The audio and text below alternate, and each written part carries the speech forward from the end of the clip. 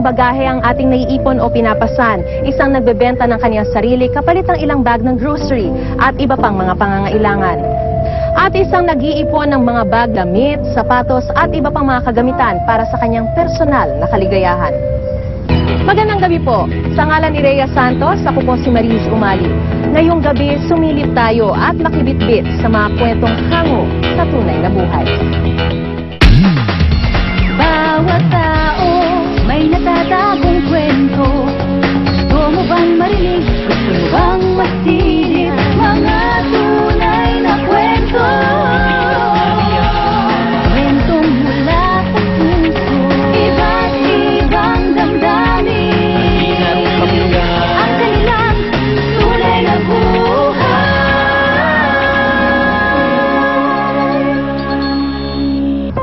Sa hirap ng buhay, handa raw ibenta ni Rosario ang sarili niyang katawan kapalit ng ilang bag ng grocery na pantawid sa pang-araw-araw na pangangailangan. Ang Avenida ay isa sa pinakamataong lugar sa Kamaynilaan. Sari-saring negosyo nandito. Lahat ng uri ng tao makikita mo rin dito. At sa gitna ng gulo at ingay ng Avenida, nakilala namin si Aling Rosario. Hindi ito ang tunay niyang pangalan. Isa siyang manikurista at siya rin ay masahista. Ang mga ito raw ang legitimo niyang trabaho. Pero para kumita ng extra, mayroon daw siyang ibang alok sa kanyang mga kliyente. Kalsada din po yun. Kaya lang minsan may mga part na nag-aalok sila na sila mismo lumalapit. Nag-aalok sila na gusto nila magpamassage. Tapos pag nandun na siya sa loob, minsan nagyayayaan na rin silang ganun. Yung mga extra service. Extra service, ang ibig sabihin nito ay pagbebenta ng laman sa kanyang mga customer.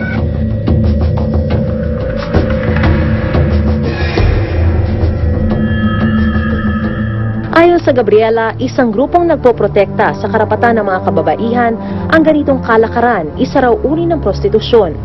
Liban pa doon sa normal na transaksyon, merong extra o yung illegal na transaksyon. Ito nga yung pagbebenta ng sarili sa anyo ng sex at iba pang forma ng paglalako, pagbibigay aliw doon sa kanyang customer o sa kanyang binibenta. Kahirapan daw ang numero unong dahilan kung bakit laganap ang prostitusyon. Walang sino man ang gustong ibenta ang sarili, ang benta ang dignidad. Pero kung ito ang nagiging solusyon dahil sa kakapusan sa buhay, kagutuman, pinapasok ito ng ating mga kababayan. Pero di gaya ng pangkaraniwang nagbebenta ng laman, itong si Aling Rosario, hindi pera ang hinihinging bayad. Sa isang linggo, madalas daw mag-ikot-ikot sa kanyang mga paboritong ukayan at shops ang visual artist na si Romeo Lee para sa kanyang naiibang koleksyon. Dahil dito gabundok na ang mga damit, sapatos at iba pang mga gamit na naipon sa kanyang bahay.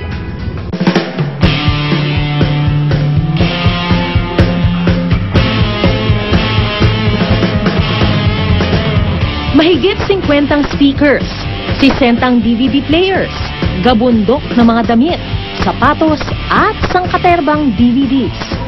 Pero teka, hindi ito bodega o tindahan ng mga ukay-ukay. Ito ang bahay ni Romeo Lee.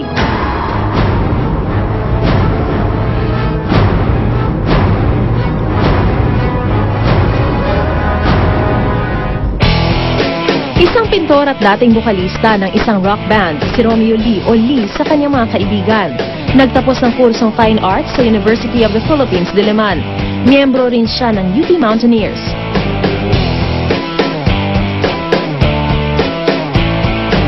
At kinilala bilang first Pinoy punk sa UP noong dekada 80. Si Romeo, may punk look pa siya, no? Mohawk, safety pin, kung saan-saan, adventurous. Pero he knows what he's doing, kumbaga.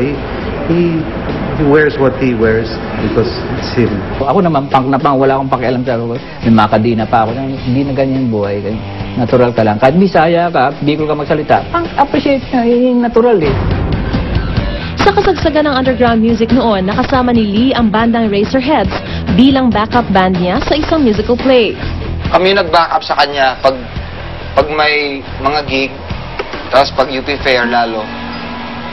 So, parang mutual yung naging ano, parang siya yung fifth Eraserhead. Bukod sa musika, nakilala rin si Lee sa husay niya sa pagpipinta ng mga may kakaibang tema. Makikita mo sa paintings mo yung tingin niya sa buhay, sa paligid niya, no, na bright and lots of excitement around. Sari-saring emosyon nga raw ang nakikita sa mga obra ni Lee. Pero sari-sari rin ang matatagpuan sa kanyang bahay.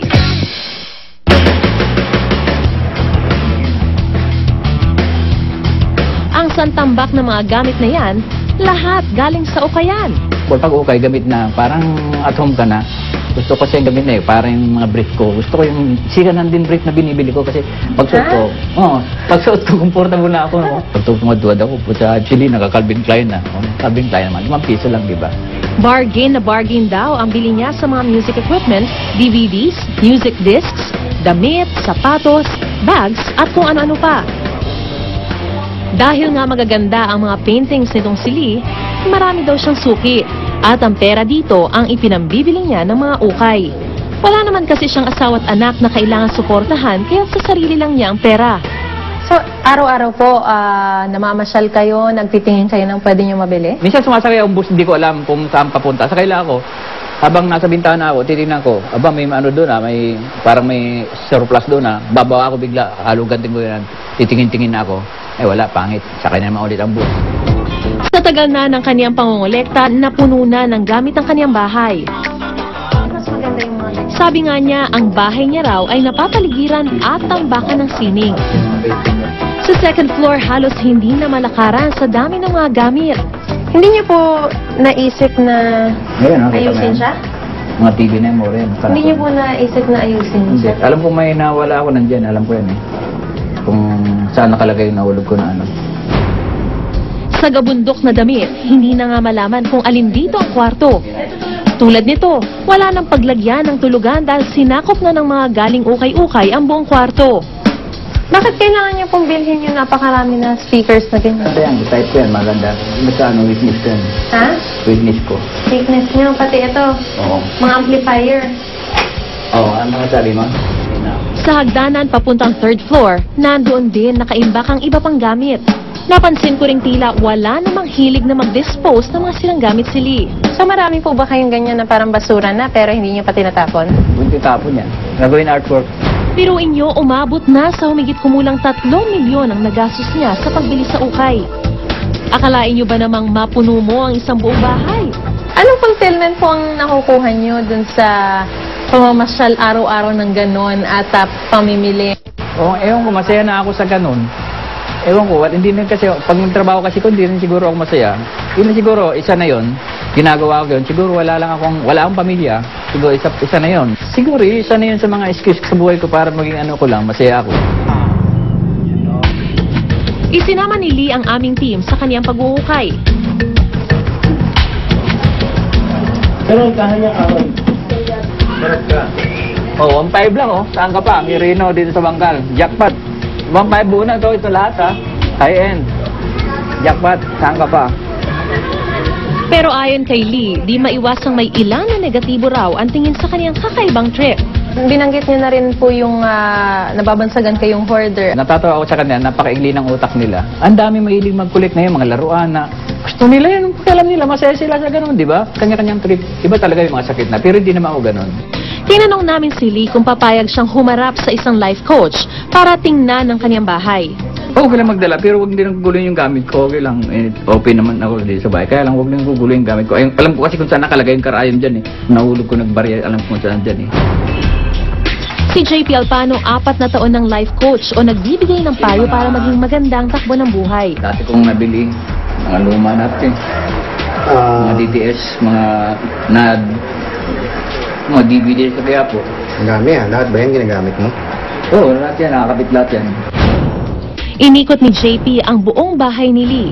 Naisip mo na ba minsan na parang medyo pagsasama-samahin mo yung mga Walkman, Discman, Hindi. Para, kumbaga, madali mong mahanap kung ano yung kailangan mo. Hindi. Ako sa gilid-gilid niya, meron pa niya mga nakatago eh. Hindi mo pa na-try na i-organize man lang. O alam mo yun, parang nakarak ba na collection talaga yung... Hindi ako ganun. Hindi ako organize ng tao na ganun eh. Yung ayusin. Tinanong din si Lee na ayusin ang kanyang mga gamit para mas malinis at maayos itong tignan.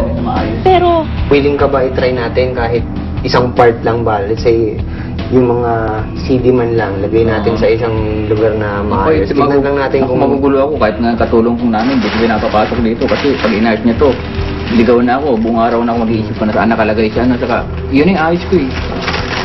Parang hindi ata. marami na raw na nakilalang labis na ang hilig sa pangungulekta si JP. At ang naging impresyon daw niya kay Lee, sa tingin ko maaring ikaw ay confused, no? Merong nangyayari sa loob mo na kahit ikaw ay naguguluhan kung ano. May tumatakbo siguro sa isip mo na hindi mo alam paano i-express. Nagpo-form siya ngayon ng emotions na hindi mo rin alam kung paano ilalabas. So, dahil ikaw mismo ay naguguluhan kung ano man yan, so, yun yung nangyayari kung bakit yun din yung nangyayari sa labas. pero ayon kay Lee, masayahin nga raw siya.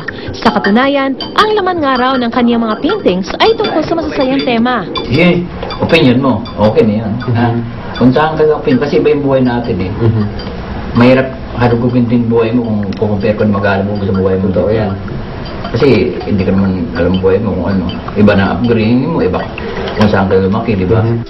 Sabi ni JP, may ibig sabihin daw sa psychology ang pagtanggi ni Lee na ayusin ang kanyang mga gamit. Maaring meron kang frustrations sa mga maling desisyon na nagawa mo or sa mga oportunidad na napalampas mo. Siguro yun yung reason kung bakit minsan pag may nadaanan kang bagay na maganda, kahit hindi mo naman kailangan, binibili mo. Kasi para sa'yo, opportunity yan na nadaanan mo siya. At dahil ayaw mong maulit yung nangyari dati, hindi mo palalagpasin yung pagkakataon, kaya bibilin mo siya. Pero naniniwala naman daw si Lee na espesyal ang bawat isa sa atin. Wala naman daw masama dito.